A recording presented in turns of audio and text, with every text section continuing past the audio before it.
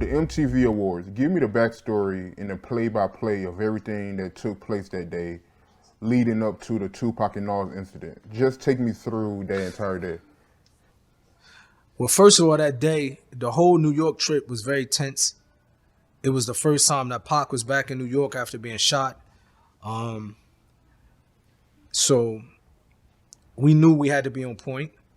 We knew we had to be careful because it was the height of the, you know what I mean, the East Coast, West Coast beef. You know, it was Hit 'Em Up, I believe. Yeah, Hit 'Em Up was already out.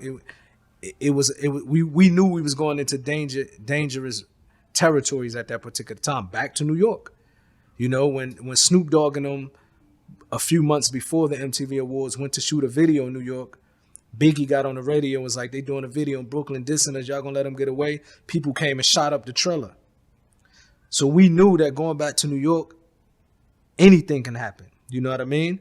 So, and that's why my homies, in one of the interviews, I believe Danny Boy was saying it, that somebody came, it was Eric B, that came with a bag of, it was actually my homies from New Jersey. You know what I mean? I called my homie Michel'le B and I called my man Corey and my brother. I said, look, we going to be in New York. It's going to be difficult. Please bring us the strap. They came with bags of guns and we gave it to Suge and them. And you can see the video where Reggie Wright mentioned that. Like, I kept one, we gave the rest away, and we made sure that Pac and Suge and Death Row, the West Coast, the homies from the West Coast, were strapped. Then they had security. Like, the security on Death Row were, retired police officers or police officers, so they was able to carry, legally. But myself, I would have never put and I'm sure Pac would have never just put his trust in security, because at the end of the day, they want to go home to their families also. So they ain't going to really do too much, you know what I mean? So the first incident that we knew it was real, we walked into the MTV Awards, and I believe it was a break. We went back from the seats, Pac was here, and it was one of the dudes here. I believe it was Nas' brother or one of Nas' homies. He came and he got close to Pac. So Pac's like, homie, why you walking up on me?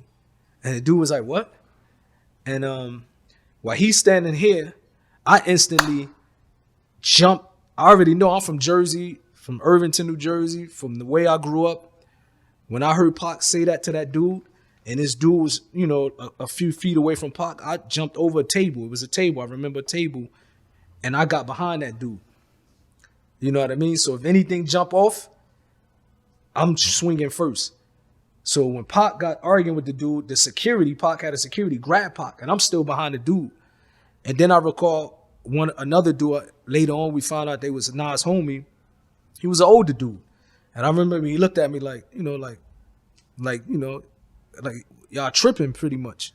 So we knew from there, whoever these dudes was, we felt like they was trying to test Pac.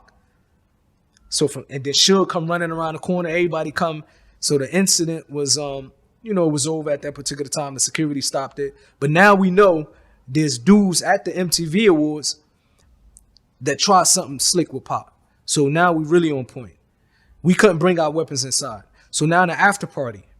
So we all go back to the hotel or to wherever we went. We all grabbed the guns. Gaddafi homies and Fadu homies, Nob and them homies from Montclair, New Jersey came. My homies was there. We all went to the park. Suge homies were there. The homies like from LA, from Compton. We was all deep. Nas was there with his homies, and they started walking towards Pac. They was deep. You know what I mean? They came. Pac and Nas like two generals. This is an incident that should be more highlighted in the hip hop, in the hip hop world in general. This story should be spread and told. You know what I mean? Because it showed how two individuals that diffused something that could have been a bloodshed. So we strapped up. I'm sure Nas' homies strapped up. Some of the homies from Jersey I remember getting, behind Nas' homies. And Nas' homies, some of them came like on our side. And Pac and Nas, it was so loud, I don't even know what they were saying. It just was loud. You know what I mean? It was so loud from the music. And we mean mugging they homies, they mean mugging us. And next thing I know, we just seen Pac and Nas embrace and hug. They walked their way, we walked our way. Then Pac was like, you know what? I spoke to that dude. I got respect for him. I thought he was dissing me on some songs. He made it clear he wasn't dissing me. And Pac's exact word was, when I go back to LA and go in the studio, I'm going to remove Nas from every song that I dissed him on. And including, Against All Odds. Pac was going to remove every Nas song, but unfortunately, Pac died a week later. You know what I mean? What was Tupac beef with Nas in the first place? I think Pac thought it was a few songs where Pac thought Nas was dissing him. One song Nas started off "Fake Thugs, No Love" or something like that. Pac thought it was a shot at him.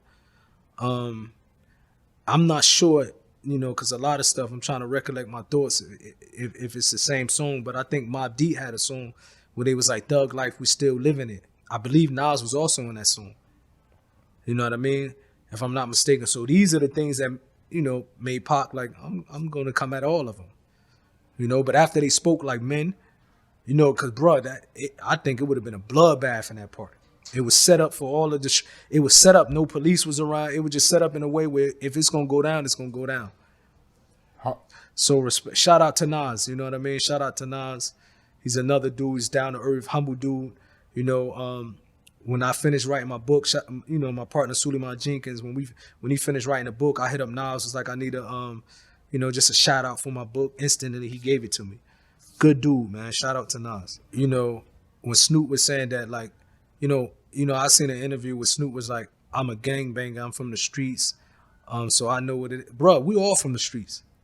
It's not like we was from, straight from church, straight to the MTV Awards. Bro, I came straight from the block. You're not the only one from the streets that can peep a scenario. You know what I mean? So when he said I'm from the streets, Nas gave Pac a pass. That has nothing to do with it, bro. You know what I mean? Nothing to do. We was ready. Nas dudes was ready. Thank God Nas and Pac handled it like real men. They shook hands, they hugged. But it wasn't like Nas had to drop on us and Pac just this clown where he don't know what's going on and he don't, you know what I mean? Like Snoop was making it seem like he don't know what was happening and Nas gave him a pass. No, that definitely didn't happen that way. Y'all in New York, Snoop get on the radio and say he cool with Biggie and Puffy despite Tupac having issues with him. How did Tupac feel about that? Unfortunately, man, that pretty much was the icing on the cake that destroyed, the relationship between Snoop and Pac.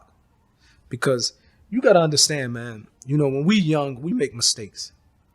You know what I mean? I made many mistakes. I became Muslim. I changed my life. I don't agree with a lot of things that I did. But I'm not going to hide it and lie and say I wasn't this and that. I'm going to say, yes, I did that. I made a mistake. I was ignorant. I don't think that way anymore.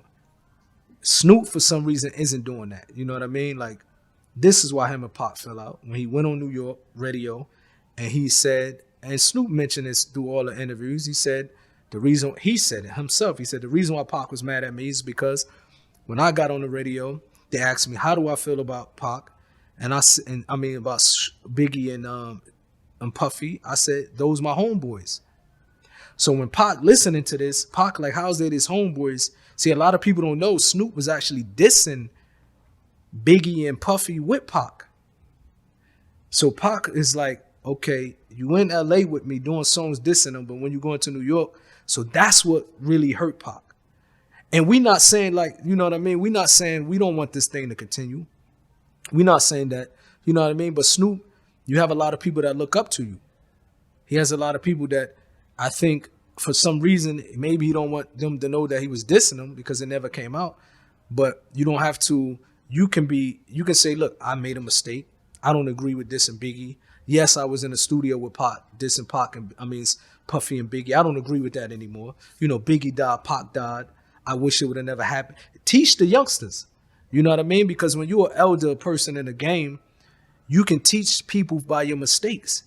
But if you pretend you never made no mistakes, how are you going to teach these people? Unfortunately, you got many rappers right now killing each other.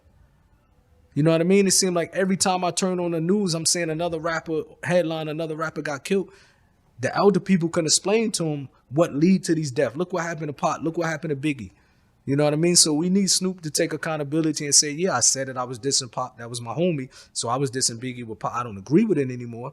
And now I think these youngsters will really respect him and take from him. And it's not a shot at Snoop. We're not taking a shot at Snoop. Snoop doing a lot of positive things. But you can't twist the story because Pac not here to defend his side of it. You know, you can't do that. Friends don't do that. You know what I mean? You can't do that, you know?